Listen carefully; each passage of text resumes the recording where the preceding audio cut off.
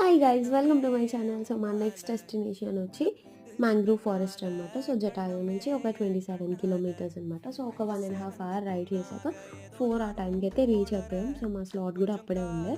So మేము mangrove spot వాళ్ళదైతే వెళ్ళాం. వాళ్ళు 600 ఆర్ 700 పర్ పర్సన్ తీసుకున్నారు.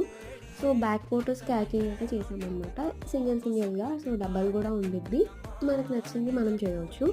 సో చాలా బాగా అనిపించింది ఆ వాటర్లో క్యాకింగ్ చేస్తే. సో నా ఫస్ట్ ఎక్స్పీరియన్స్ ఇది.